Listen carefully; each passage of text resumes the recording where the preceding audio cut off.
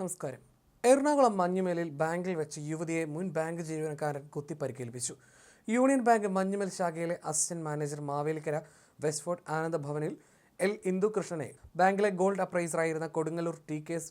പുരം പത്താഴപ്പറമ്പിൽ വീട്ടിൽ സെന്തിൽകുമാറാണ് ആക്രമിച്ചത്. ജോലി നഷ്ടപ്പെട്ടതുമായി ബന്ധപ്പെട്ട തെറ്റിദ്ധാരണകളാണ് ആക്രമണത്തിന് കാരണമായതെന്നാണ് പോലീസിന്റെ പ്രാഥമിക നിഗമനം. വ്യാഴാഴ്ച വൈകുന്നേരത്തോടെയായിരുന്നു സംഭവം.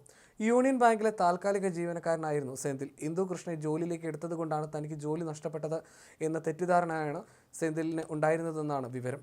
കത്തിയുമായി ബാങ്കിനുള്ളിൽ കടന്ന സെന്തിൽ അവിടെ ജോലി ചെയ്യുകയായിരുന്ന ഇന്ദുവിന്റെ കൈപ്പത്തിയിലും കയ്യിലും പുറത്തുമായിട്ടാണ് കുത്തിയത്. കയ്യിലെ ഞരമ്പുകൾക്ക് സാരമായി പരിക്കേറ്റ ഇന്ദുവിനെ കൊച്ചിയിലെ സ്വകാര്യ ആശുപത്രിയിൽ പ്രവേശിപ്പിച്ചു. ഇന്ദുവിനെ ആക്രമിച്ചതിന് പിന്നാലെ ഇയാൾ ജീവനെടുക്കാനും ശ്രമിച്ചു. സെന്തിൽ സ്വയം ദേഹത്ത് കുത്തി പരിക്കേൽപ്പിച്ചു. പിന്നാലെ ബാങ്കിന്റെ സ്റ്റോർ റൂമിനുള്ളിൽ കയറി വാതിൽ അടച്ചുപൂട്ടി ഭീകരാന്തരീക്ഷം സൃഷ്ടിച്ചു.